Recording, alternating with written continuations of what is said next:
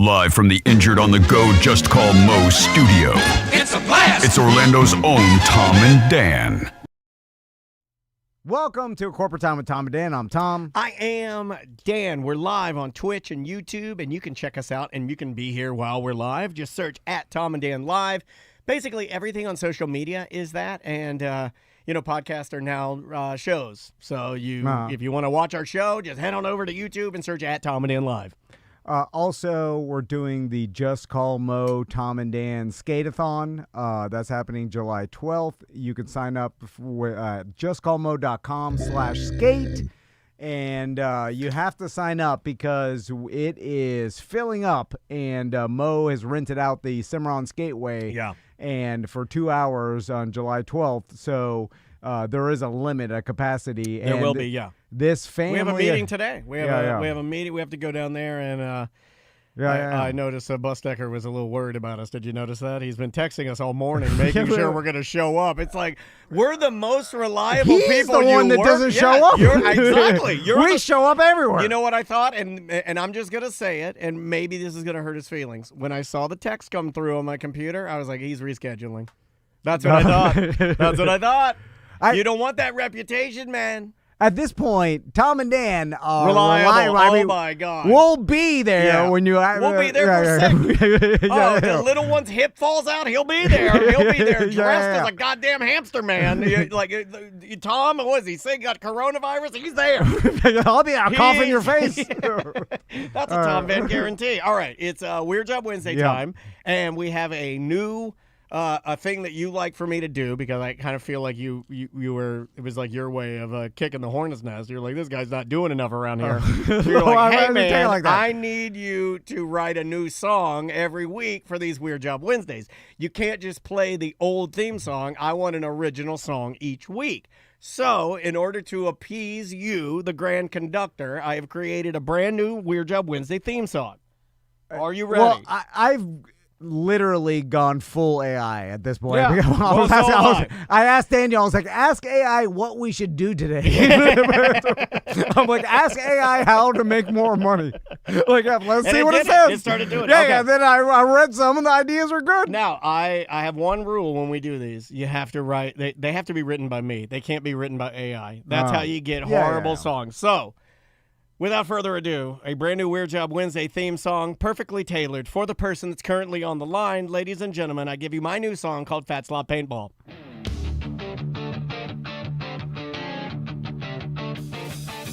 I like to go play paintball just like a little kid. Not good enough for the army. They said I was too big. When God invented paintball, he opened up the door for big fat slobs to yell hurrah while pretending they're at war. Fat slob paintball, you better check your hopper. Post up in the bushes with the goddamn double whopper. Fat slob paintballer, you can't run, but every weekend you swear you're having fat slob paintball. Whoa, whoa, Come on. whoa, fat slob paintball. There's nothing.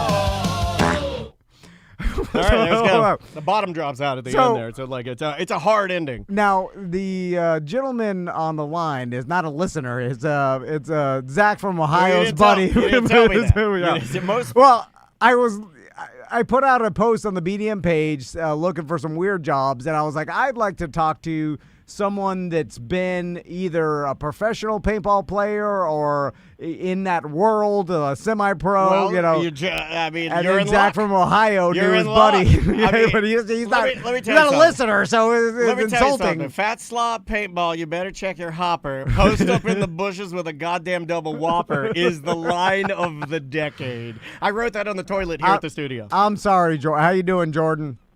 I'm doing well. How are you guys? Good, man. Yeah. Are you posted up in the bushes with a goddamn double whopper? Oh, I'm ready, man. I'm totally ready. That was an incredible intro. Thank you. Thank you. No, Somebody finally knows talent around Well, I here. should explain to Jordan, we do this segment called Weird Job Wednesday. We've been doing it for a damn 10 years now, and it somehow just turned into fat slob. I don't know. It's only slob now. Yeah, It no has one nothing knows. to do with job. Now we just have our listeners call in and they tell us what they do, and then I insult them with a song about how fat they are. Now, okay, so Jordan, how you doing? I'm doing well, guys. Doing well. So let's talk paintball. So I know that you weren't totally professional, but you were in semi-pro. You were up higher up in the ranks of paintball. So let's talk about it. How high did you get? So it's kind of an interesting thing because I played kind of in multiple different leagues. So like in our main league, I only got up to like D4 speedball, but then we kind of started playing this classic format that kind of really kind of came back from the dead. It was like 10-man, more classic, where you're kind of like in the woods.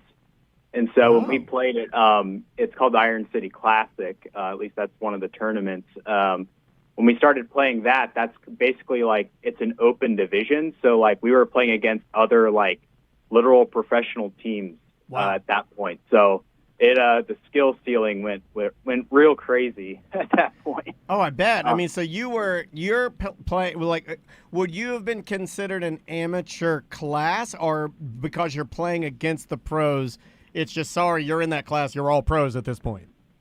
I mean, at that point it's all open, but like I would consider myself definitely in that amateur class overall. But, I see what you're saying. So Jordan, let's go back because How'd you get the itch, man? I used to play paintball in the 90s. Back when they were still called paintball guns, not markers. Remember when that happened? We got weaker when we did that. yeah. It's a gun. Yeah, you know what markers paintball are? gun. You know what you do with markers? You sniff them. That's what you do. The markers, the ones you sniff them and you get high. And my first paintball gun in the 90s. Wait, what's more embarrassing, this story you're telling or my song? Well, my first paintball gun in the 90s was a VM68, and I remember I had That's a hand crank, right? It was a gun that came out right after. There was only pump guns before that. Right. Like everything was a Tipman pump gun. Is this like listening to your grandfather? Because you're on a phone too. You're not even Zoom audio. You're on a phone right now talking to an old man about what you have, a Tickman pump gun? No, Tipman. my day. Yeah. By the way, Jordan, how old are you? I'm 28. Oh, my God, this guy's pecker still works. Holy crap. Yeah. So this was. When'd you get pubes? So this was literally, I mean, you were being born as when I was playing paintball.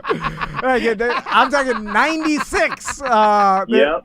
So I played with the pump guns and I got my VM68 and I remember How did you feel when you got that gun? Like who I got it was for? like, this Did is your the mama? future. Oh Did yeah, Mama Van get it I got for it for Easter. Hell yeah!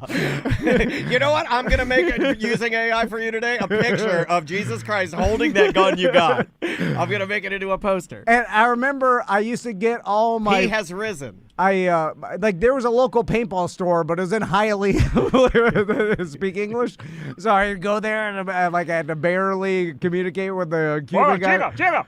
But so I got all my stuff off magazines, and I remember I got an attachment from my VM68 that allowed for 2 tanks, 1 tank out the front, it was CO2, and 1 tank out the back, which created a 25-pound paintball gun that when you shot it, it actually recoiled like cool. like a real gun. Where it was like a grenade launcher. It would kick you in the shoulder like it had a recoil, and this is the hopper didn't have any sort of fan in there feeding the balls. It was all. I mean, there was no computers whatsoever, and like the best guns in the 90s were mini mags and autocockers. Yep. And I remember I finally got a mini mag when I was like, it must have been like 13 or 14, and that was like my prized possession. You're autococker. Those are our names. And then it started getting into compressed air and nitrous, and I couldn't afford a nitrous bottle. I was still running CO2. And so anyway, that was Grandpa Paintball. okay, he came back he woke back up now. And then it all became computerized, and I remember like, computers. You know where the they don't belong in guns. The similarities I see here with PSI, with hoses, with air, and with the fact that a lot of this stuff is tried and true, is your paintball guys and your dive guys.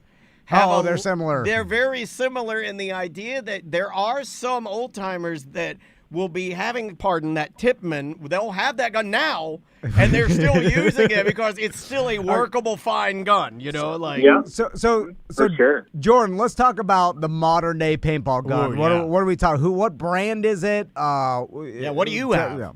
Let's see. Well, a lot of the, guns these days, I think paintball technology in general has kind of like streamlined, and all the top brands are kind of narrowing the market to like the same sort of thing. Things have definitely gotten lighter. They're not 25 pounds anymore, so that's cool. Yeah. They all look the same. Yeah. Jordan. But also, most young boys, which is the target audience, are very weak. So the guns need to be light. I mean, light as bird bones. When I played, so my favorite brand was Planet Eclipse. They've been around for a while. And honestly, most of the guns these days, at least like if you're getting into like honestly, even the lower end now, they're all kind of the same, but the higher ends are usually made of like machined aluminum. They're pretty lightweight. They don't really have those like macro lines or hoses anymore. Everything is just like, you screw in your tank basically at the grip, and the air actually goes through the frame of the grip. Wow. So there's no hoses or anything. They're super efficient. There's electronics in them now. You can change all of your settings and all that stuff. And also, most of them now are like all spool valve markers. So essentially what that means is like all of your bolts and everything is basically in one assembly. And all you have to do is basically pop out a back cap, and the entire assembly comes out, and you can clean it really fast and easy. So the maintenance on the things is just way, way, way more streamlined now.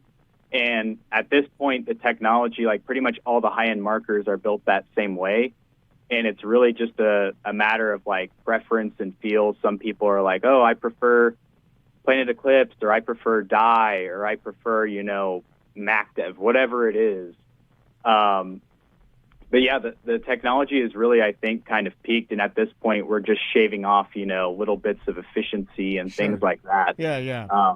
That's where it's at now. So back in my day when I had my mini mag, it was extremely complicated to the point you had no business running it, right? Like I had an expansion chamber. I had lines coming out of everywhere, like tiny lines. It looked like Bane. I remember I had this thing that I bought it used at the paintball store. It was called a magic box, and they're like, oh, this makes it better. I had no idea what it did. You need the magic box. So the man in Hialeah who spoke, and you spoke no Spanish, sold you a magic box. Yeah. And then that attached to the side of the mini mag, and then they're like, oh, you got to get the expansion chamber. I'm like, oh, okay. What did it do though? Yeah, no idea. no one had any idea. It was before information. You understand? Right. Like no one knew. There was no way to find out anything. Vet these products. Yeah. It was all the word of mouth. Like there was no internet. There was nothing. There's a guy at the paintball store, and then the people in the woods. Right. That knew. That was it. Yeah. When you play, do you carry just like one main gun, or do you carry more than one gun, or like how does that work? So in the formats I played, you typically only have, your one marker, and then basically depending on the format, you're carrying anywhere between like 8 to 12 pods in your pack. Like it depends how much you plan on shooting or like what position you're playing. I've seen back guys go out there with, I don't know, it's ridiculous. They'll have like 15 pods in their pack or something insane if they're playing back, because they're just trying to like hold lanes, just lay down paint. And then like more of like your forward players will probably take something like 6 or 8, like those guys that are going into like the snake or something like that. But basically just one gun, and then just whatever kind of paint you need to carry in your pack. Gotcha. So Jordan, let's talk about the two types of paintball people, right? And because when I used to play, there's the fat ones, no. and then there's active real paintball guys. There was the woods guys, they're woods guys, and then they're the tournament, I call them blow up barrier, within they're basically where you play with blow up. Are those like worlds colliding, right? You've got one guys that want to be like Napoleon, and he's like, we got to flank him on the left. Well, and then the other guy just wants to shoot as much paint as possible, and he's like, I'm a future man. Like in Ocala, Jordan, I know you're up north, but down here in Florida, there was this place called was it like Wally World or Wally World? And it was just a gigantic wooded area that they used to do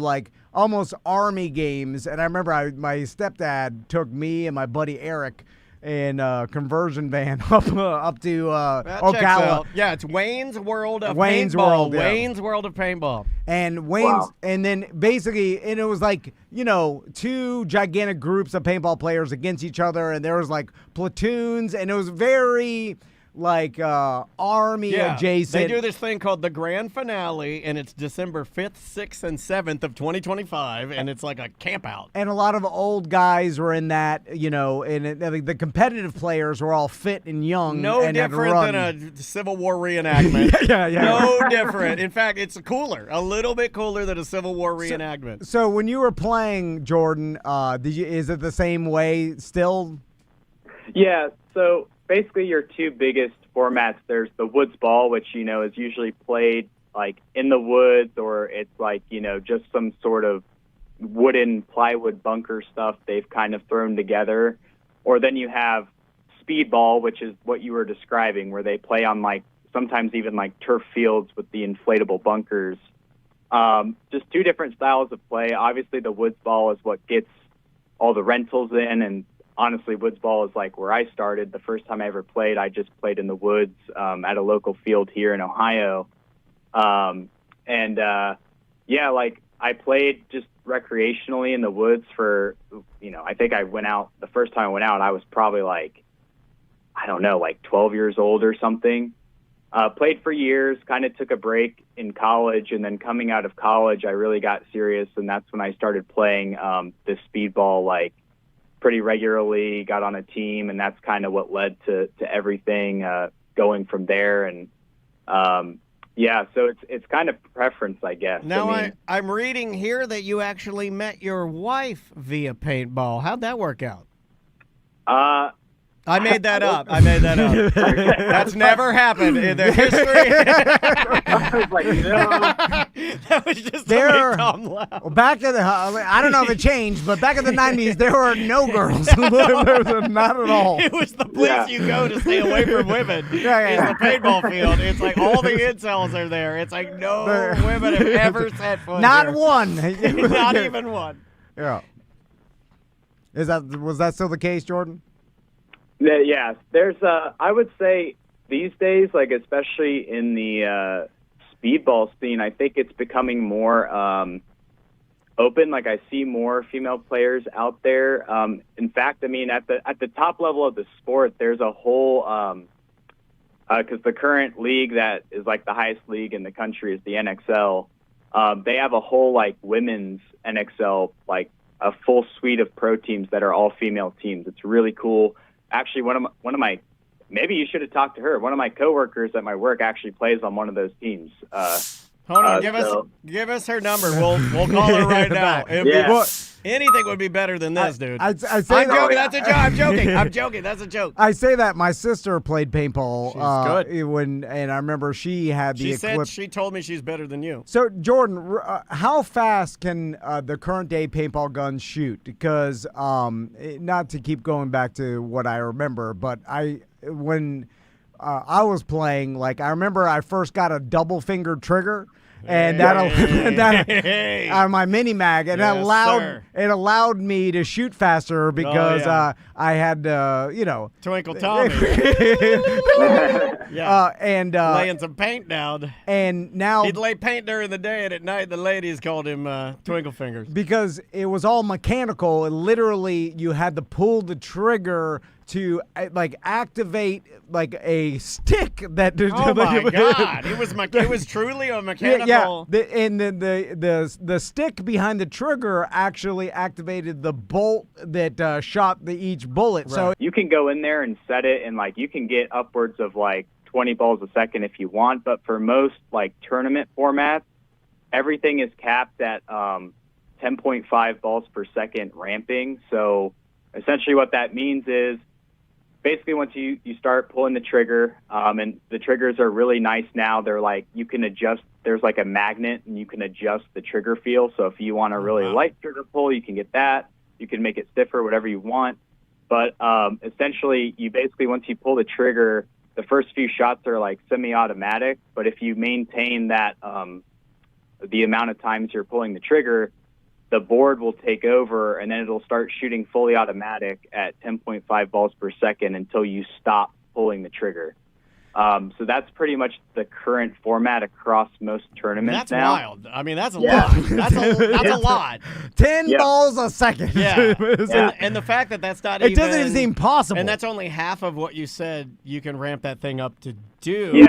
Yeah. You can get really fast on some of the guns if you go into the thing and change the settings. And even back in the day, I mean, the 10.5 rule kind of took effect. I want to say it started to take effect in the 2010s. Back in the day, it was even much faster. That's when people were using guns like Angels and stuff, and they'd have little cheater boards and stuff in there to get it past the refs, and it was insane. So, I do love some cheating. I love some cheating. But also, people don't realize that if they don't know anything about paintball, the hoppers, because you're what, 20 balls a second, you're that seems impossible. The hoppers would have basically these mechanical things inside them that would essentially feeding the balls in. Feed the balls faster. I remember when I had it in the 90s, it was just like a kind of a fan in there that turned. Yeah. They would just mix up the balls so they kind of jumbles them. Yeah, they wouldn't get stuck in there, so that there's gravity fed. But then it got even more advanced where something was actually pushing them down into the gun, right?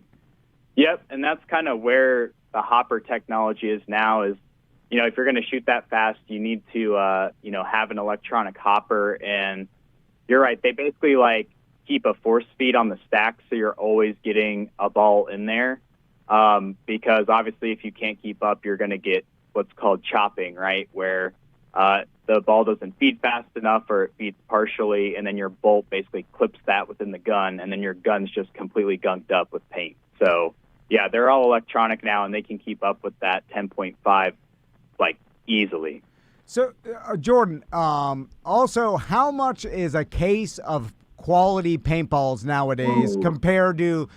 Because I think it got cheaper, because in the 90s they were this marbleized, the best paintballs. Well, some places make you buy their balls, right? Yeah, but they were this. They were made in Missouri. You know what I'm saying? I'm sure eventually they all got made in China now. Homegrown, made in Nashville, Tennessee. You're but they were back when I was playing. A good quality case of paintballs was $80 to $100, and it was expensive. Yeah, very expensive. And this is the 90s even money. Going, I remember going, you'd have to buy the balls when you'd go. As a kid, I remember my dad complained about paintball, so expensive. For a birthday party or something. So is it what's the cost now? Did they get cheaper?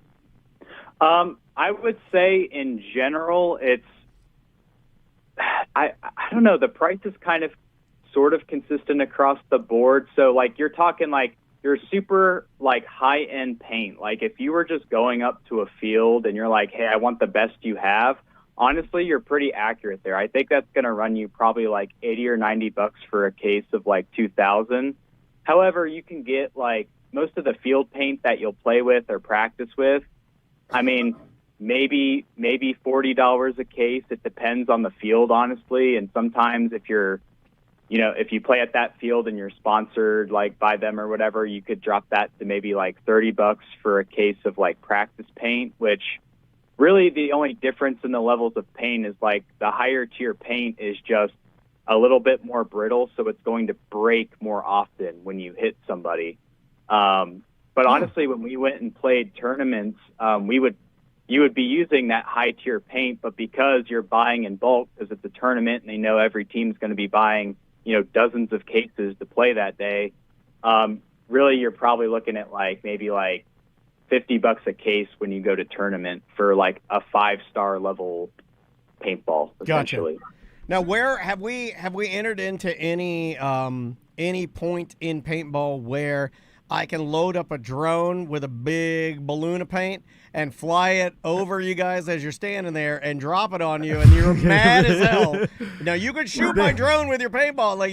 They have paintball drones. Do they have paintball drones? Yeah. Honestly, I wouldn't be surprised if they do, but I personally haven't seen one. But I think that's probably the next thing that's coming to those big Woodsball scenario games. Yeah, you gotta have a drone. Be on the lookout. Yeah, you gotta have a paintball drone. I know back in the day they used to have a tank, which was like just a golf cart with wood around it. It's fun, man. It's fun. Come on. And it would drive through. We're killing time here. But so Jordan, it seems to me that for speedball, what makes a good paintball player? What makes the best paintball player? And to me, it's all about athleticism, because let's say it's a 5 versus 5 speedball, right? So they both the inflatable barriers are both set up on both sides equally, so no one has an advantage of what side you start on. But you do have an advantage in how fast you can get to a particular bunker, so you have a good angle on people. Right. So it seems like when they all run out, the person that can get to the furthest bunker the fastest without getting hit has an advantage, and that just is athleticism, like the fastest sprinter. So is it that and mixed, because there's a cap on how everybody has about the same gun speed, so they're all shooting 10 balls a second. Yeah, pretty even at that point. And then really you're shooting essentially a machine gun, so your accuracy doesn't have to be that good. So is it all about athleticism? Well, I would say that's pretty accurate. Obviously, the more athletic you are in general. Hold on. You have to say that was a good question. That's what he preferred. Could you place? I mean, it is. But thank you. The answer is kind of interesting because, if you're young, you're fast, obviously getting to those better positions, getting up the field is going to be better, because then the further you get up the field, the better bunkers you take, the more angles you're going to have, right? And so field control is big, but it's funny because a lot of the higher up in, I guess, skill you get or just field awareness or whatever, I would say the other half of the game is right off the break is the guys that really can dial in where they need to lane. Because it doesn't matter how fast or athletic you are, if a guy knows where you're going to run through or the path you're going to take, and he can get his gun right in that lane, you're basically just going to run into a stream of paint on your way through. So sometimes it's more about just that I guess that sixth sense that some of the more veteran players have, where they can kind of look at the field and be like, all right, off the break, I know where these guys are going to go, so I'm going to hold those lanes. And half the time they'll get maybe one or two guys off break, and then you have a numbers advantage regardless. And it doesn't take much athleticism to have that kind of, I guess, paintball IQ, if you will. Yeah. So just like soccer or football or anything else, you lose a step, you damn sure better know that you know what's happening on the field. So that makes sense. Right. Makes sense. Also, I wanted to ask you about the best paintball players, the pros that are there people making a living doing this? And hopefully they're not as goofy as bowlers and dart guys. Do you guys get goofy and wear mohawks and act stupid? How much money can you make playing paintball? I think what hurts paintball a lot is it's way more fun to play than to watch. Like every once in a while, ESPN will televise like the World Championships of paintball, and it's not that entertaining because people don't understand. It's all kind of the same, and everybody's, like you said, laying down streams of paint, trying to cut off corners. It's become super technical, and the average viewer is just like, like it all looks the same. Yeah. Like there's, if they did it nude, people would watch. that won't happen. So I know I asked you a lot, but try to. No, yeah. I mean, that's been a problem that's kind of, I don't think paintball's figured it out, is how to make it more watchable.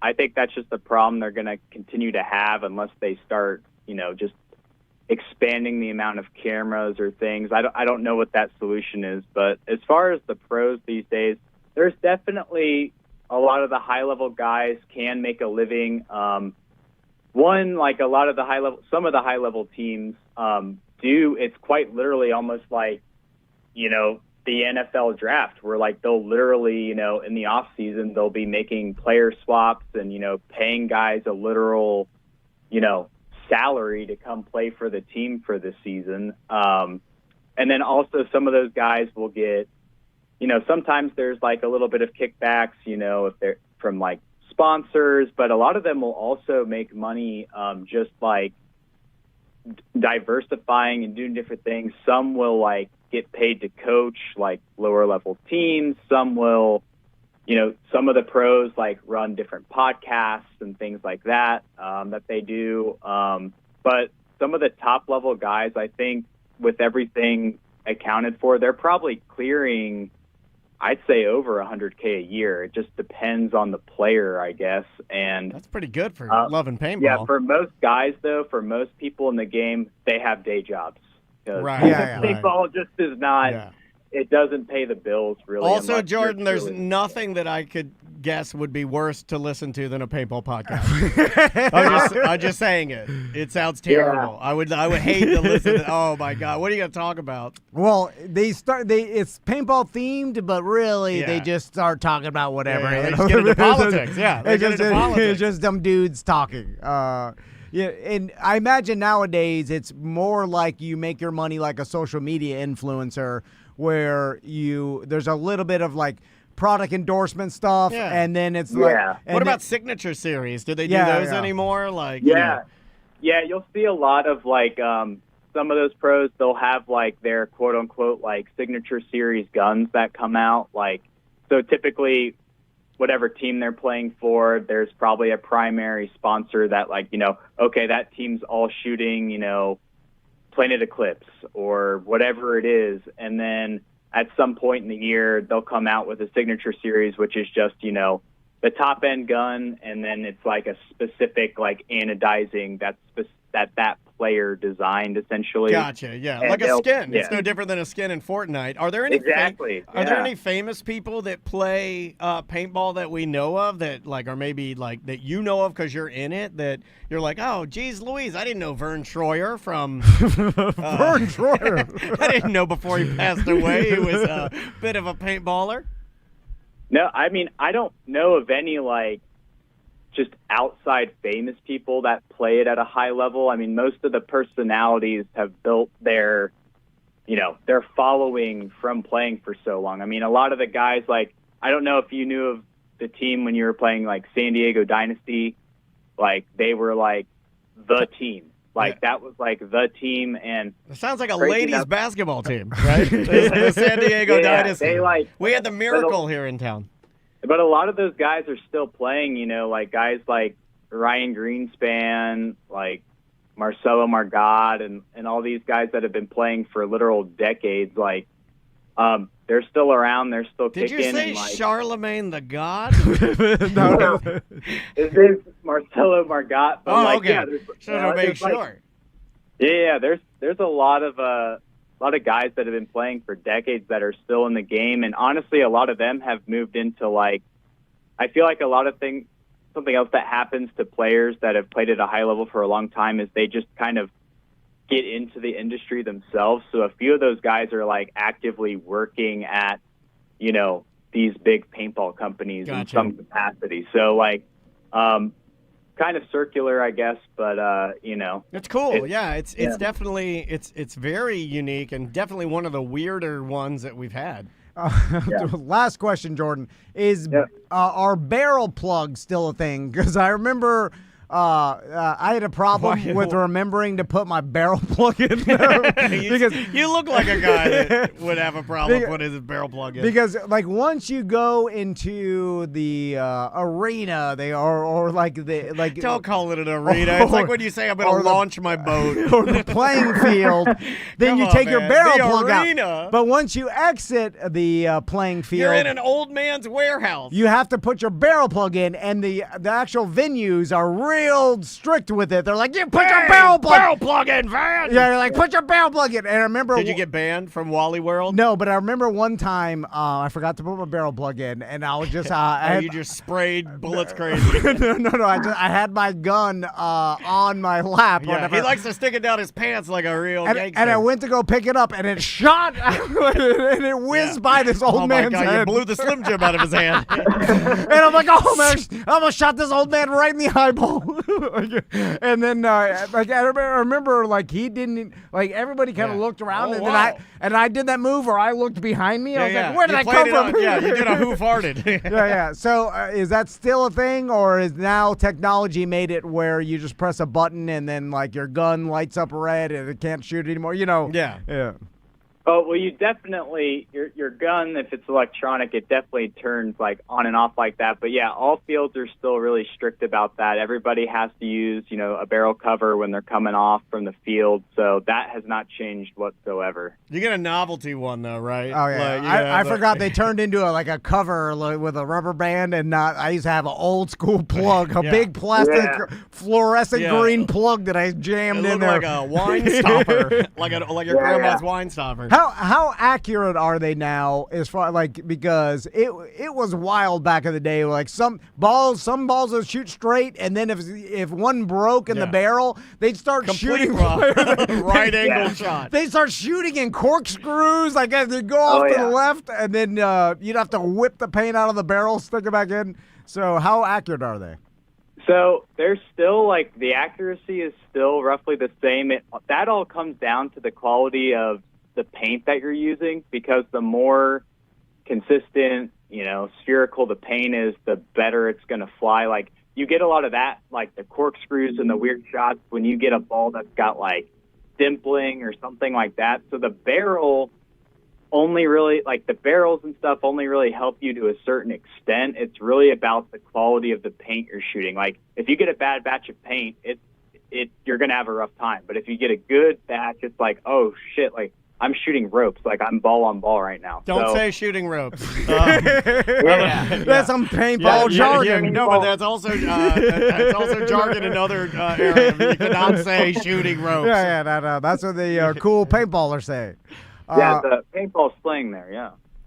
And it still will leave, you get it hurts when you get hit by a paintball. It'll That's leave. why I was kind of thinking, when he was talking about how the ladies' teams, I would imagine that they have to kind of, worry about their chest a little more than we would, because it's a little more delicate. So you get shot in the neck.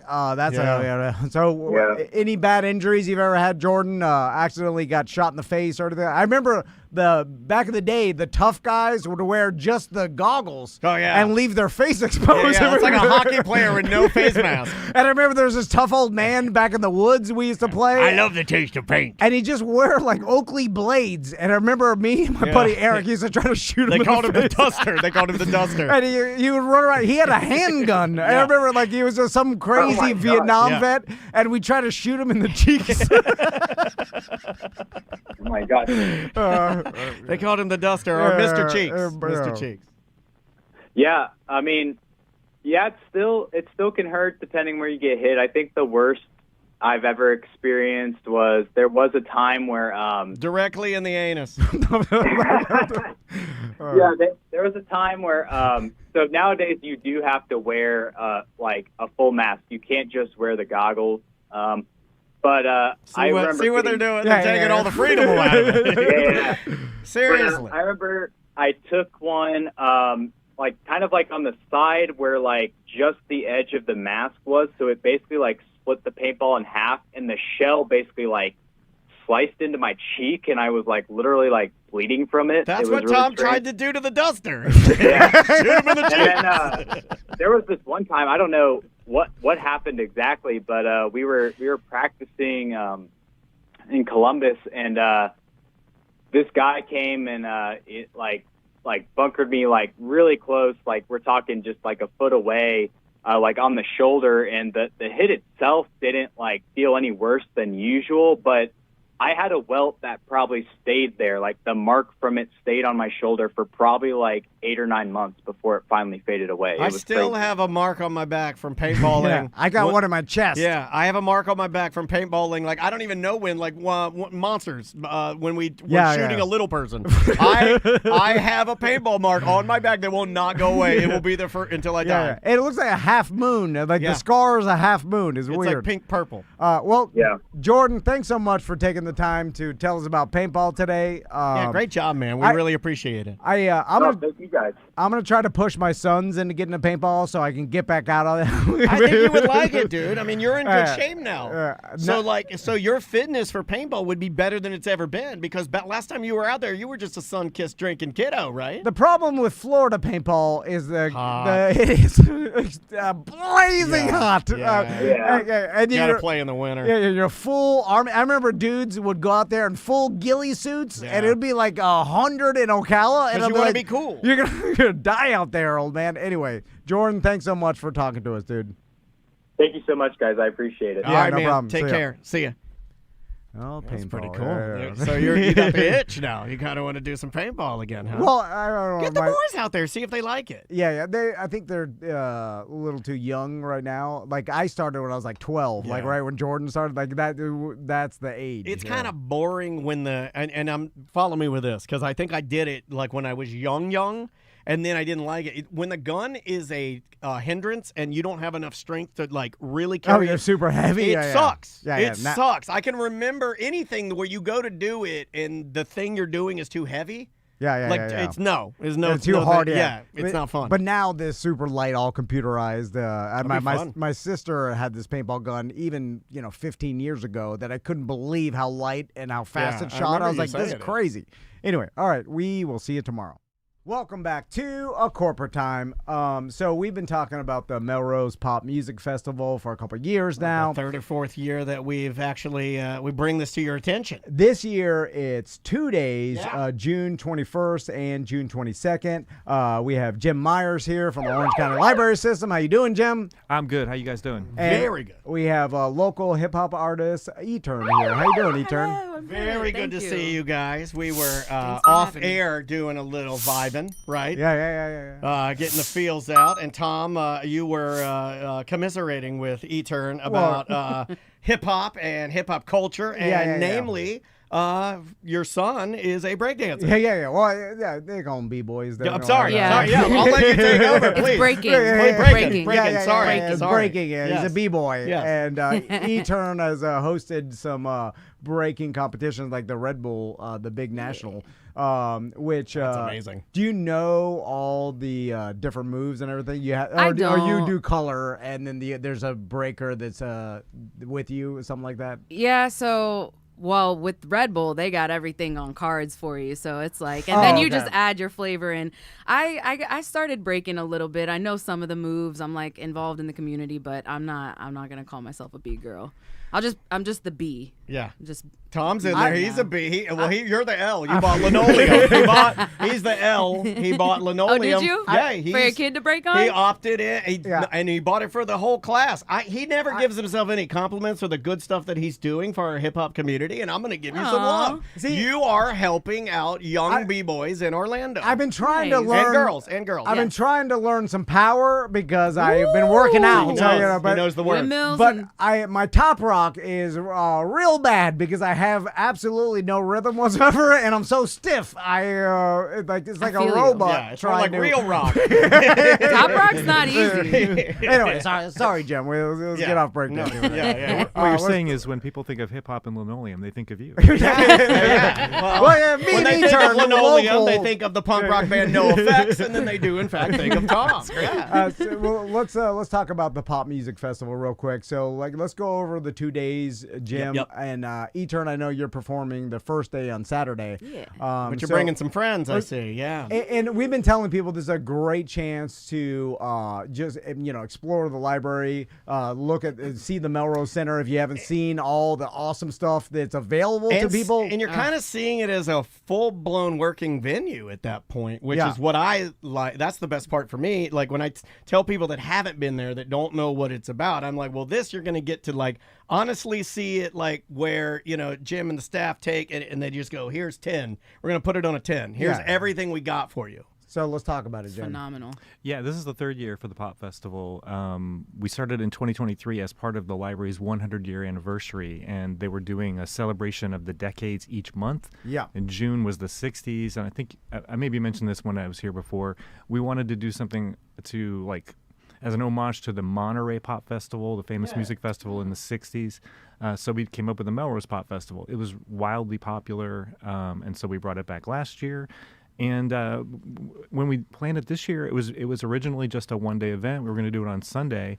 E-Turn, a friend of mine and the Melrose Center, kind of approached me and said, "Hey, I'm doing this little tour with Homeboy Sandman." I was going to ask you if the tour kind of, Yeah. And it turned out the only day they were available to do the Orlando area, and you really wanted to do Melrose, which I very much appreciate, was the 21st. So it was like, oh, well, we're going to have the stage set up. Why don't we just make this a 2-day festival? And so that's kind of how it became a 2-day festival this year. Killer. Yeah, and it is I didn't even know that when I was saying it, but yeah, you get to see it as like a full-blown venue on a tour that, now let's segue to the tour. You put together this tour with Homeboy Sandman? Yep. Yeah, who I am not familiar with, so tell me how that came about and what he's about.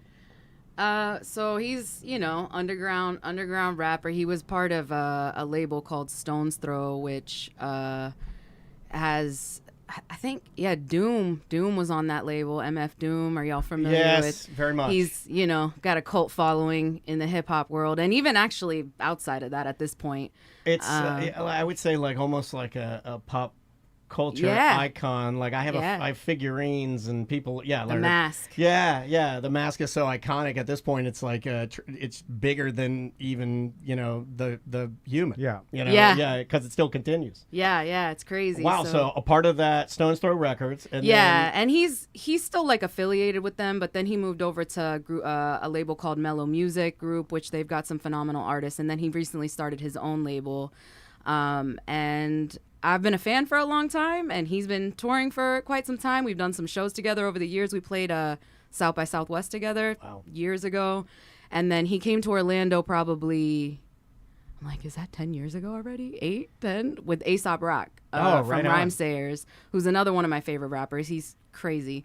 And that's when I became even more of a fan of Homeboy Sandman, and we just kind of connected over the years. We had mutual friends, and out of nowhere, as an artist that's trying to get themselves out there, you want to connect with artists where you can kind of get some of their fan base. You can rock shows with them, get on tour with them. So I just kind of kept pushing for that. And he was like, hey, if you book the tour, let's do it. And so a couple of years ago, I booked the first run with him.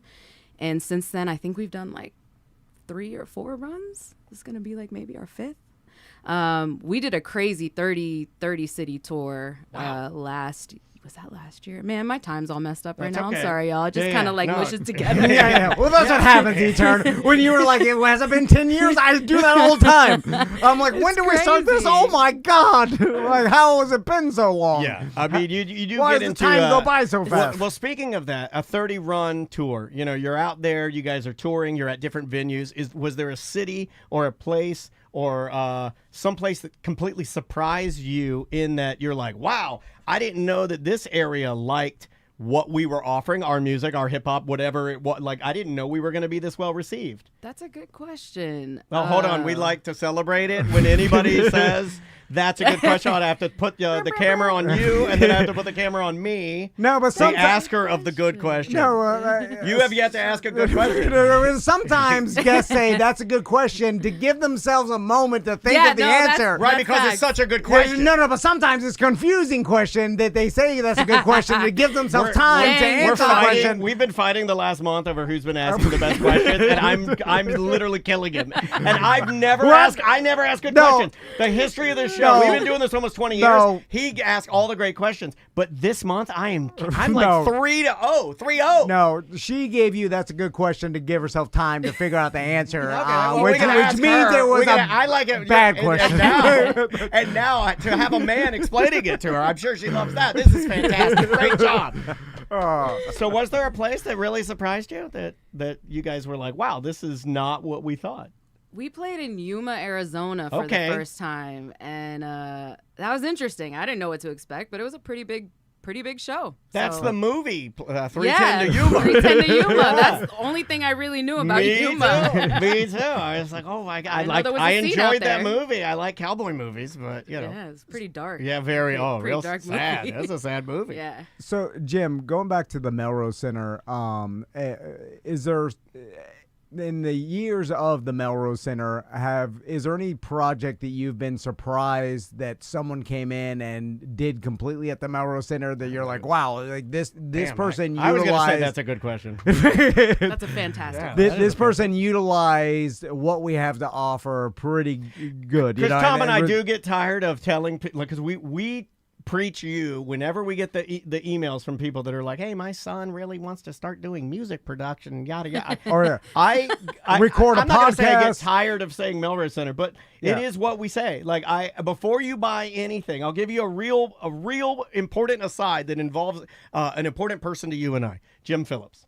Legendary broadcaster in this town and radio guy. He went out and bought a bunch of podcasting equipment before he even realized if he wanted to or didn't want to do a podcast. And then his wife emailed me and told me that they returned all the podcasting equipment because he didn't want to do it. My point is, don't go out there and buy it before you go to a place that's state of the art and try it and see if it's the right fit. And you know, and who knows, you may not have to buy it. Or thinking that all the recording equipment, the studio, all this stuff is a barrier to entry to be like, I want to do this, but I can't afford all the. It's like the Melrose, it just become get your library card. Yeah, you what know? kinds of stuff are you guys pulling? I mean, everything comes out of there, right? Like, I mean, there's all kinds of crazy projects. Absolutely, yeah. It's in terms of seeing our regular patrons make use of the space. I guess the best illustration of that, we had a contest last year because of the 10-year anniversary of the Melrose Center where it was the Melrose Awards, and we invited anybody over the last 4 or 5 years who had created something to enter their project. And we had like 53 entries across like 8 categories. Really amazing stuff. Lots of bands are producing their albums, recording their albums. What we find is it's musicians who come in, they take the free classes, and they learn how to sort of be their own engineer. And then they've got, dedicated time in a really top-notch studio. If I could shout out the Melrose audio studio, we've been nominated for the 2nd year in a row for Best of Orlando Audio Studio. So we're really pleased about that. And it's a testament to the staff because they're the ones who are the experts. They're the ones that are moving the space forward with equipment upgrades. But wonderful people working there, by the way. Yeah, man. I mean, that's a big deal. And those people, I was talking to Jim a little bit about this, about like stuff breaking in here all the time. It's like these guys are like there on the front line of helping you and also like kind of taking care of that stuff like it's their baby to make sure that it's going to work for you every single time. That's an important job. It's a lot of wear and tear on this type of, like whatever you want to call it, equipment or computers or and we talked about this the last time when we were at the Melrose Center and just talking about how awesome the recording studio is. Like, I remember a time in the late 90s where my friends were in punk rock bands and they would save up an entire year and they'd all pull their money together because to record in a studio was $1,000 an hour, and it was the only way to record a CD or put your music. And you could do it at the Melrose Center for nothing. Yeah, like even the ways that we used to do it on the cheap have dried up. You used to wait if you were a local Central Florida band, you would wait until Full Sail would have like classes. I did this. Yeah, did you do with your band? Yeah. I Well, did it with yeah, my- you got the 2 a.m. slot. Yes, You get 3 hours at full yes. sail with some students, and you got what you got. You Yeah, got yeah, what you yeah. got. Yeah. Yeah. And that's not this. This is completely Yeah. different. This is way more, to me, just way better. Just way better. And to learn how to do it yourself too, with the education now, empowering, yeah, yeah. this is insane. And then just let's go over real quick, some of the things Oh, good at call. the Melrose Center that people Sure. may not know about. Because still, even though we've been talking about it for years now, people don't realize what's available to them. Right. So there's really two kind of levels of access to the Melrose Center. If you have an Orange County Library card, you can just take our general orientation, which is very simple. You can do it online. You can find it on our website. It takes about 20 minutes. If you prefer an in-person version, we will give you a tour of the space and answer questions. Takes a little longer. But just taking that orientation will open up the immediate access spaces. So you've got sound booths, a podcast booth, editing bays with Mac computers with Adobe Creative Suite software, other tools. We have a Wacom drawing tablet in one of the bays, a printer, scanner. We have computers with all the access to those software. We have an LED wall that you can check out right away. You just plug your device into it, and that becomes your desktop, and you film yourself in front of it or give presentations. All of that is right away. There's also a rehearsal space that we can check out to you right away. And then there's places that we have that just require a little bit of training. So we offer free classes. That's the audio studio, the photo studio, the video studio. We have tools in the makerspace. We have 3D printers, laser cutters, laser engravers, silhouette vinyl cutters. We have a fiber art studio where we can teach you how to sew and give you open lab time on machines. Flight simulator, driving simulator, VR equipment, laptops to There's create so much games. out there. Yeah. Also, I just want to give you a compliment. Available to everybody. We go through this and we say all the things, but when you do it, the chat room, they like your voice. It's like when you do it, everybody's like, It's oh, soothing, yeah. right? It's very soothing. It and you're like, is. oh, look at all this stuff we have that we could take advantage of. Yeah, when I say it, it comes off like a scam. It does sound very That's a very scam-like Call voice. now. Call now. It's all free. Call now. You're like, there's a catch in here somewhere. They're going to arrest me when I show up. It was Oh, the that's day fantastic. Jim realized for us not to talk about him. And he's like, I can do this all on my own. Oh, that's great. Did I mention it was a good question? Yeah. Thank Yeah, you. there you go. Thank you, Jim. No, that is a great question because, what would you say is the thing that surprises people the most that you guys have there? Wow.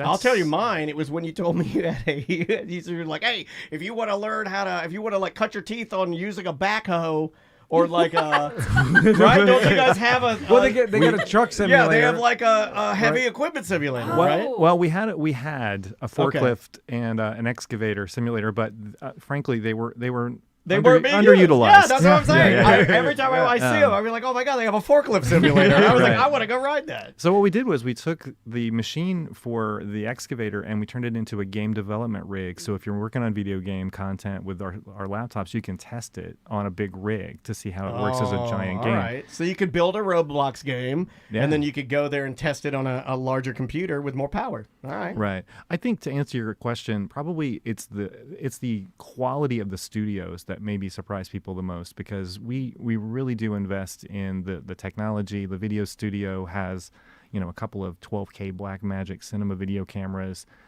People may not be expecting that when you hear about a studio in a library. So that's probably the thing that shocks people the most. And aside from that, just the variety of things. Because in the public library world, you will find maker spaces. You will find some versatile studios that do audio and video and some other things. Maybe they've got a green screen. But to have the entire Melrose Center, just like this creative hub with all these options in one space, that's pretty much the most surprising thing for people. Yeah. E-Turn, I want to ask you about promoting yourself now as compared to a decade ago because we were friends with Oh, you got a name drop? hip hop artist D-Rug that we only knew about him because Did you hear? She was like, I actually don't know him. Yeah, no, well, he's out of the game now. But 15 years ago, We battled. Why don't you tell her some of his? well, I can't say it. Yeah. Any of the songs on the show. It's Okay, a that's little fine, different. that's Yeah. fine. But the point one being, of them was called "Riding Down I-4." it used to be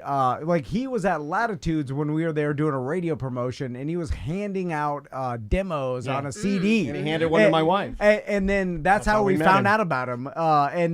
But that used to be a way to promote yourself pre-social media, you know, a lot of stuff. Like, it was just literally going You had to do downtown, that. handing out demo tapes or the CDs. And then now, I mean, I imagine that it's crazy different. So, like, right now, what do you see artists doing to promote themselves? Because when you promote yourself, it's not necessarily local anymore if you're doing it on social media. Yeah. So you can get big around the world really faster than you internet, can yeah. even do Right. local, you know? So how does it work? Yeah, I mean, that's pretty much it. Like, you had to do a lot of in-person, you know, Handing stuff out. grassroots locally, handing out demos, flyers, trying to sell tickets in the streets for your shows. Yeah. I learned a lot of that honestly from Swanberger. Shouts to Swanberger. Yeah. He still does that stuff. You know, he keeps that part alive, which I think is important because face to face is different than the internet. It's never gonna be the same thing, you know. But obviously, if you're promoting overseas, around the country, you can't be face to face all the time with people. So. The internet is an amazing tool. Social media is an amazing tool. I think one of the biggest things is creating interesting content. Content is like everything now. So even if it's like even better, like a short clip maybe of you rapping or singing or whatever your genre is, something cool, quick. Yeah, you couldn't really do that back in the day, you know.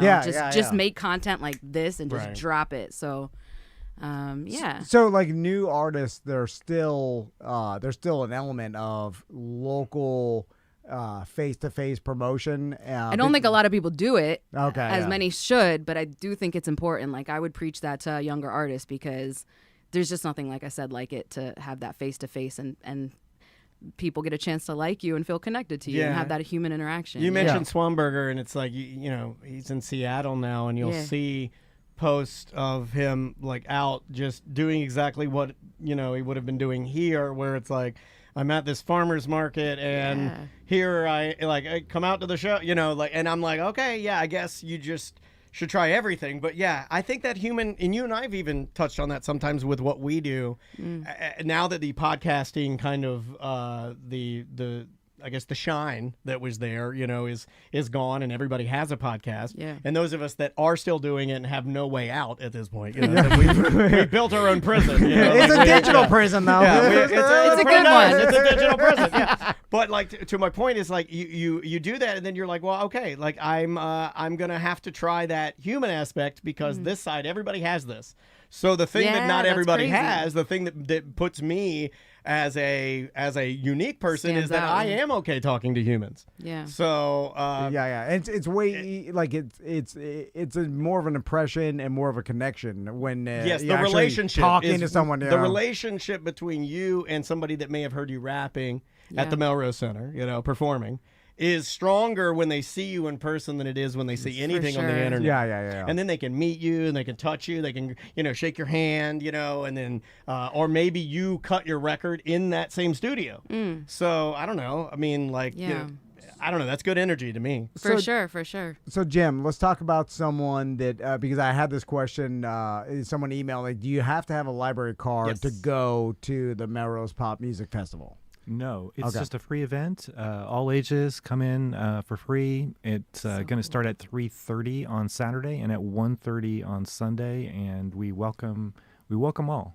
Yeah, so you don't need a library card. Although when you're there, I suggest you get one. I would. Because to go back after the Melrose Pop Music Festival, It may not be the best time to do it, but I don't know. I mean, like I would say at least investigate it, get your literature, and plan a time when you can, you know. Yeah, you can get your library card downstairs right when you walk in. So come a little early, get a library card, and when you head up to the Melrose Center, we can give you all you need to take that orientation at your Awesome. leisure. And I'm in Seminole County, and you can buy it for a pretty good price, and it's absolutely still way worth it. So, no, of course. I mean, a nominal fee, like Yeah. you know, It's and then and you get- can have up to like how many people in your household utilize it? Yeah, if you pay the one fee of $125, everyone who lives in your household is also eligible for a library card for 1 year, and with crazy. that, you get all of the services, incling everything in the Melrose Center. But you Yeah. know, Yeah, if you so don't worth live in Orange County, you Yep. know, yeah. So- Absolutely. And so, you know, it's just if you're like thinking, oh, like, I have to buy this equipment or whatever, you know, Just put that on on Planet Fitness model, man. I want you to take that money out every year. Do you have showers there, Jim? If you added that, oh my God. Just all the education and stuff. It'd be just unbelievable. It's impressive. What It you really guys is. offer and what people can utilize. And it's great, So again, Also, Homeboy Sandman, please come and see him because he's a phenomenal artist, and I don't know if you'll ever get that chance to just walk into a free show in a library with Homeboy Sandman. That's Yeah, right. yeah, I yeah. do Rant think is it's over. cool that this is like a real, like, this isn't just a, like, hey, come look at the library. It's like, no, we're going to use the library as a hip hop venue, and then Yo. we're going to show you everything that we do inside of it. That's phenomenal. cooler. That's way cooler. Yeah, and I'm so pleased that he's seemingly really into the libraries and He to is a reader. He reads all day, Yeah. every day. So, yes. And excited about seeing the Melbourne Center. So that's fantastic. Yeah, he did a great little promo video for us that we put that's up on killer. social. So yeah. Awesome. Well, guys, make sure you go and check it out. Give them the dates one more time, T. again, Saturday, June 21st, Sunday, June 22nd. OCLS.org is the website. Jim, E-Turn, thanks so Thank much you, for guys. coming by. Thank you. We appreciate it. And we Thank you so will much. be right back. Lost a good joke, baby. Welcome back to a corporate time. On the Zoom with us is comedian Bob Zaney. It's that time of the month, folks. How It you really doing? is, and I've taken my Motrin. Have you too? Yeah, I have. I've taken it. I'm more of an Aleve man myself. Bob, You really are, because I'm relieved every time I see you. Bob, I got to ask you a question. So, this is, I don't know how many times we've done this segment, It's like but the it's sixth been, or seventh time, I think. it's been a while, and I've been studying your jokes, Bob, and I like them because it's set them up, knock them down. Yeah. And I used to write these kind of jokes in radio like a decade ago, and I was thinking that maybe for your next Zany report, if I sent you some jokes, if you'd be willing to do them. Not even a lot of just one. I'll just send you. I'll send you five. Why you don't can pick start one. with him reviewing the jokes like before, like. Hang on one second. My God, look at the time. I got to go. I don't know. No, if that'd be great. No, send me the jokes. Yeah, and I'll get it in. I'll make it funny no matter what. I love it. I love that. I love that. Get him. And I've done this the Zany report where the on-air personality will do their joke, then I do mine, and then you do your joke and I do mine, and we'll see who wins. We a joke battle. Joke battle. we were just talking about battles. We were just talking about breakdancing battles. All right, so next Zany report, we'll do Tom Van versus Zany, Van versus Zany joke battle. Yeah, okay. Sounds great. I think the kids are going to now mark their calendar finally. Can we pick a decade that we, like maybe 2000, 2010 Okay. genre? We're gonna go for like that's peak Monica Lewinsky.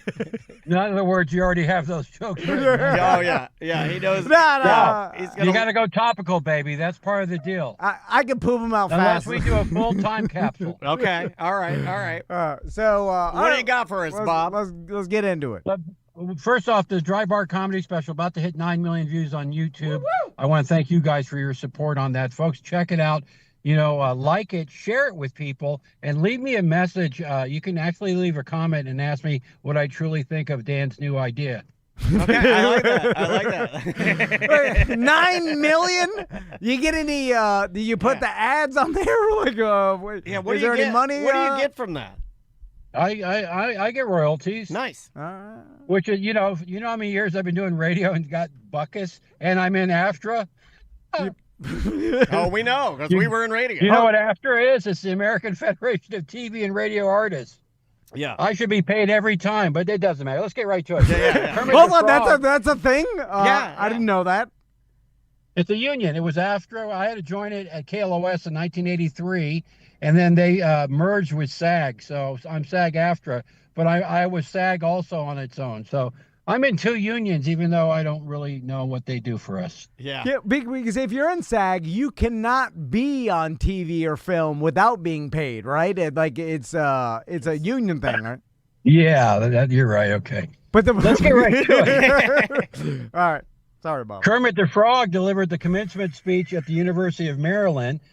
He told graduates to beware of the military-industrial complex and the man with a hand up your ass to make you speak. It's a puppet joke. Yeah, I love it. I got one behind me. Now, the State Department has shut down the Misinformation and Disinformation Office, though this can't be confirmed and may not be true.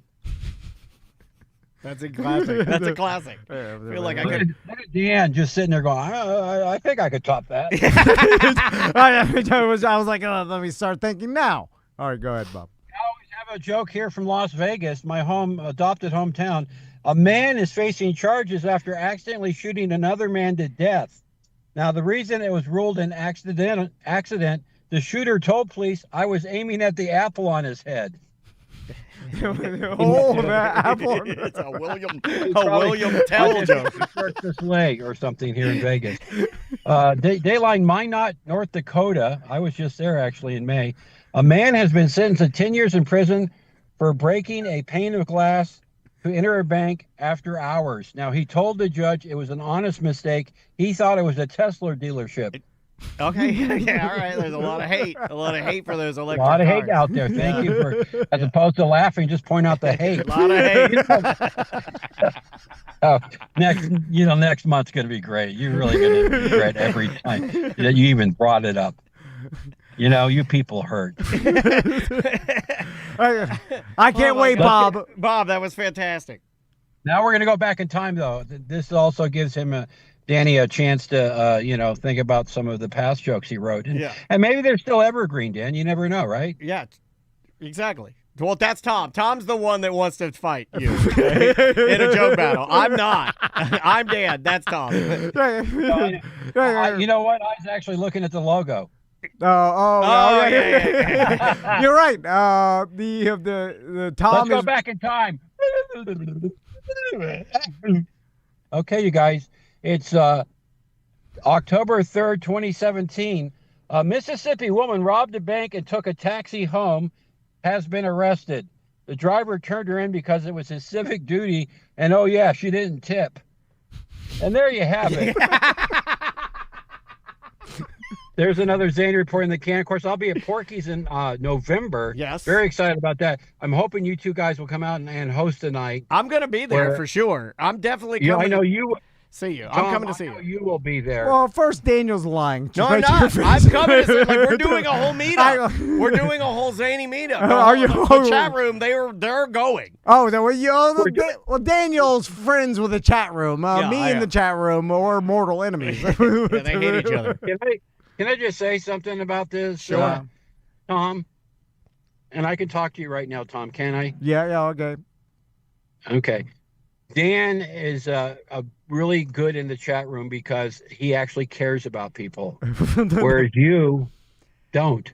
And people sense that. But that's what makes you guys such a great show. There's no difference. There's literally no difference between Bob Zany and your wife right now. Like she said the same thing on the show. Bob, you don't understand. The chat room, all they do is bully me and make fun of me the entire show and point out all the things I'm wrong about and how dumb he is. Yeah, they insult me all the time. Yeah.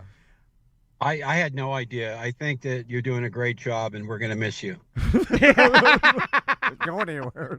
All right, Bob. You guys are great. I'll talk to you next month. Next month. The dueling jokes, the Zany report, that time of the month, baby. We'll do it. Bye, baby. That is Bob Zany.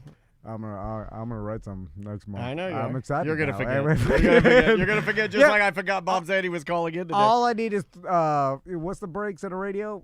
8 minutes. I can do it in 8 minutes. Start now and do him. What do you think, old Bob Zany? I thought he was a little ornery at first. I can never read that guy. I can't read Bob Zany. Yeah. I don't know why he does it. I don't know either. Like now I think he's trying to ruin our show. He is promoting an event in November. Yeah. It's way too early. Well, then he was like, hey, do you want me to call in each month and do like a little segment on the show? And then because you have rubbed off on me, I was like, yeah, sure. Because I have a dose of can't say no inside of me now because of you. I used to say no a lot more. You can ask from the beginning of the show when we started, how many years ago? 16 years ago, whatever. Yeah. I would say no all the time. Now I'm way more open. Like Bob said he wants to do a bit. I'm like, sure. It's Yeah. terrible. It's Well, terrible. I'm not joking. I enjoy it, but like it's not about what I enjoy. Did you know that? Did you know that this show has nothing to do with what I enjoy? Because if it was, we'd do a lot of Bob's 80 Report. We'd have so much crazy stuff happening all the time. Well, first I thought you were doing it to bully me because I couldn't understand. I think he's doing it to bully us. And then I was like, well, we're gonna get so much hate mail that we're gonna have to pull it. And then all I got was people saying they loved it. Yeah, they love it. And then I'm like, are you bullying people? And I'm like, there are people online. Well, now they email me like, I love it. And I'm like, no, I'm arguing with them. I'm like, you're lying to me. Well, there's no way we You're can bullying not. me. We're at least getting another one because you're the open your big mouth, and now we're writing our own Zadie report. No, it's a battle, me versus him. Okay. We need an What audience. if you though. lose? Have you thought about that? It's a battle to the death. I'll bring a loaded gun and I'll kill myself. Bud Dwyer yourself right there. On Twitch. Get back, get back. And there's no way they can take it off. Like, it'll go out. Like, Yeah. they'll. It'll go out. Yeah.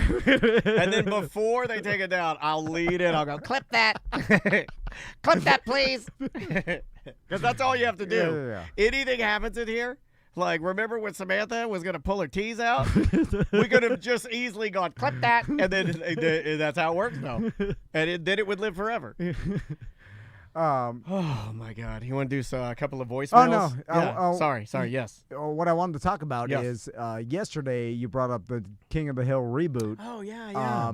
It was on the BDM show. Yeah, great job. We killed John Redcorn. And literally later on that day, I saw the story about the voice actor for him and dying. Let me get the details And it for was a you. bizarre story. Yeah, I was reading the story from Consequence, and it was really gritty because it had to do with a murder of a dog, I guess. I'm trying to find. Okay, so Jonathan Joss, known for voice acting John Redcorn across 12 seasons of King of the Hill, was shot and killed by his neighbor in San Antonio on Sunday. And just to give you the short of the long, because it's a really sad story, I believe Jonathan Joss was a gay man, and he and his husband had this is just short of the long because it's a long post. Jonathan Redcorn was... Jonathan Joss is the actor's name. John Redcorn is the character he played on King of the Hill. Yeah. And that character was the Native American. Yes, but it started with a different guy. For the first season, and then that gentleman died in a car accident. So he took it over from the original first season guy, and he did it from season 2 all the way to now. Oh my God! It's a curse of Redcorn. It is the Redcorn curse. Two different voice actors died. Yes, the first one in the first season died in a car accident. That's true. I wonder if that's ever happened. I don't think so. Probably not. Like, I know one voice actor's died on The Simpsons or whatever, but then have it taken over by another person. The King of the Hill one is sad because it seems like a lot of these characters were tragic people. Other than Tom Petty dying, people lump that one in there for King of the Hill because he was Luann's boyfriend, Lucky. Yeah. But Luann is Brittany Murphy. That was a really sad one. Then you had Dale Gribble I forget the name of the voice actor, but he just recently passed away this last year. And this recent one, what made this one so sad is that Jonathan Joss's husband he claims that I guess their house had burned down, and they were going back to the burned down house to kind of look at it or whatever.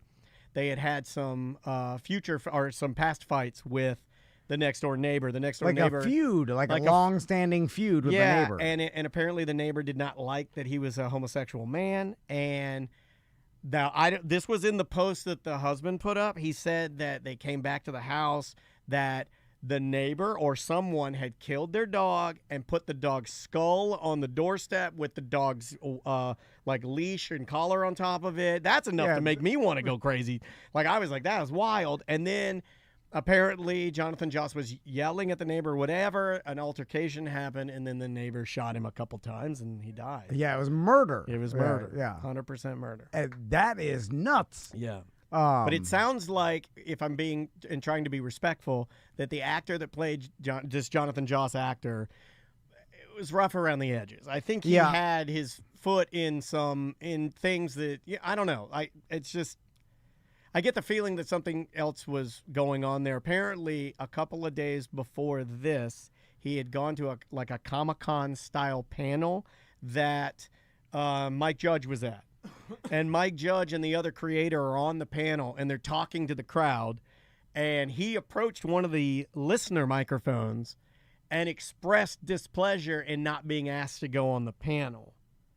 Or like maybe he was upset or something. Like it seems like maybe weird, awkward thing. Yeah, it like I don't know all the details, but we all know that person that it seems like there's a lot of bad stuff going on in their life and they're spiraling in some way, and this sounds like a bit of a spiral. Was he involved with the reboot at all? Like the new King of the Hill Yeah, reboot? he did the entire okay. he did the John Redcorn. He did all the voice acting, and I think he appears in the second episode of the reboot that comes out in August. So we will see him, but that will be it. Huh. That's crazy. Yeah, it is crazy. I mean, they better get this thing moving before all the voice actors die. Well, just to be in that much of a feud with your neighbor to the point where, I mean, this like they claim the neighbor killed the dog, left the dog's skull. Like that's psycho, you know. And then the house burned down. Was that arson?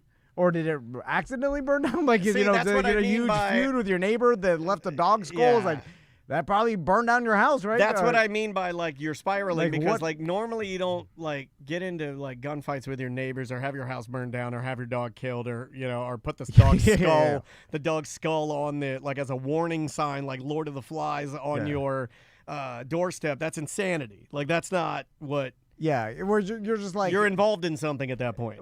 yeah. Like you couldn't have just done nothing, and like this guy hates you for no. Like I just was polite to him, and he just hates me. He was gonna kill. Like there's got to be some give and take to the point where it escalated to that. You would imagine. The Ghost of Manute Bull is kind of clarifying what I was saying. The day before he died, he crashed at King of the Hill panel and went on a rant about not being invited on the stage as a guest. He was in the lobby shining shoes out of protest, and there's a video of it. So he's a little bit nutty. I think he was having a minute, like having a manic, crazy episode. You know, we all kind of know that person, or maybe we are that person that we can spiral, and I think he was spiraling a little bit. But it's terrible. Shining shoes in the lobby. That's a. Yeah, I mean, like apparently when he talked to the panel, he talked about he and his husband losing their house or it burning down. Like, just I don't know, like troubled, maybe some mental illness. Who knows? Yeah. Maybe some drugs. Who knows? Yeah. What a bizarre story. Yeah, I mean, I think that I just get a bad feeling about the reboot. There's a lot of negative energy around it. You know what I mean? Well, I mean, it's King of the Hill. I understand, but it just, Yeah, and so many people that's like I think they're realizing like all these shows that were pre the explosion of the internet and on demand everything like got so many views that there's so much brand equity built that you have to capitalize on it somehow. we're even thinking about that. You know, it's like because there was a time where there's so little things to watch that each thing that was out got such bigger numbers comparatively to now. Then you're like, well, let's reboot it somehow because people just know the brand. Yeah. Like people knew King of the Hill, no matter if it was good or bad. It was like you had to watch it because there was less things on. And so, even though King of the Hill is a well-written show and is good. Yeah, I always thought it was a great show. But, it's like the same thing with like MASH and like all these other things that had gigantic numbers because there were less stuff. I'm surprised that no one came out with a current day version of MASH. And, you know what I'm saying? Like, I'm sure they've tried. I mean, if they I tried. wonder why not. Remember that Hot Lips just passed away. Yeah, she did. I saw that Is it on social true media. that originally she was called that in the show and it had nothing to do with the lips on her face? That there was almost like an unsightly, mature joke there? I don't know. Or is that just some sort of internet garbage that floated? Because whenever somebody dies, the amount of like fun facts that come out that could be true or not true are endless. Yeah. I wrote it down to talk about that, and we forgot. But so Tilda Swint. when that interview, like, and we should go back and You mean find to dig it. that thing up? It was really hard to talk to her. It was hard to talk to Tilda Swinton. Yeah. Well, I remember that she wanted to talk about Easier than Bob Zaney. Easier than I'll say it. It's easier to talk to a dead Tilda Swinton than it is to talk to Bob Zaney. Bob Zaney is I can't read Bob Zaney, dude. I can't read him. I don't know how to read that guy. I don't know if he's mad at us. I don't know if he likes us, if he hates us. He doesn't know our names and never has. Every time he calls me Tom. Or he calls you Danny. Every time. And then I try to push past it, so I don't want to embarrass him. But I don't think he doesn't get embarrassed. I mean, look at him. He's like standing outside of Stuckey's in Nevada, yelling into his phone at us. Yeah. But again, though, why does he do it? I don't know. He's crazy. Because he's crazy. Why did the neighbor put the dog's skull on the doorstep? Same guy. Why did Redcorn shine the shoes? Why is Redcorn in the lobby shining shoes at the King of the Hill party? Some things just don't make sense, man. Oh, Loretta Swint. Did I call her Tilda Swint? Oh, okay, yeah. I thought it was. What? Who's Tilda Swint? Just say Hot Lips. Hot Lips time. I don't know any old people. Yeah. Anyway. She was hot though. And very beautiful. Even up until her older age, that's. I get curious. Yeah. About the real old, extreme old. I'm talking about like. Everybody's like, oh, the experience, but I'm like, but the lack of physical mobility has to take away from any experience. You see what I'm saying? Like, and there's only so much experience you could have, and then when you get older, you're doing it less. So that experience you had 20 years ago is like, an old man BMX biker. Like he can maybe do one half 360, but he can't stand on the tire and do the thing where Have you seen the dad? Have you seen the dad at the? So what does it matter? Have you seen the dad at the lake party that gets on the BMX bike and he goes down the mountain to go off the ramp because all the BMXers are doing it? It's exactly what you're referencing. It's an old BMX man. And his son's a BMX. He's like, I still got it. And he still got it. And he goes down. And when he hits the lip, he ragdolls off and he does like a But he lands right in the water. He could have died. Like the way he flies, like if he had landed on his neck, he would have instantly been killed. That's how I'll die. I know it now. Do you think so? Yeah. Like my dad died in a hurricane. I'll die trying to impress my sons and their friends, thinking I still got it. Like I used to jump things and then I die because I'm so stiff. Do you ever get the itch about like wanting to get back out there and jump something? Because it's been in the only to impress my sons. No, that's what I mean. Yeah. But they're not impressed by anything I do. So that's what you got to do? You got to create a Roblox character, and you got to secretly go in Roblox, and you got to jump something in Roblox. You got to go with their love language. I told them about the Roblox idea. Like me and Mr. Daniel. Yeah, we're going to build a game. I'm like, we're going to build a Roblox game, and we're going to make it Tom and Dan. And then I'm like, are you even listening to me? They're just playing Roblox. They walked out. They're just playing. They're like, wow. I'm sorry. We got sucked into Roblox. All right. We'll see you tomorrow.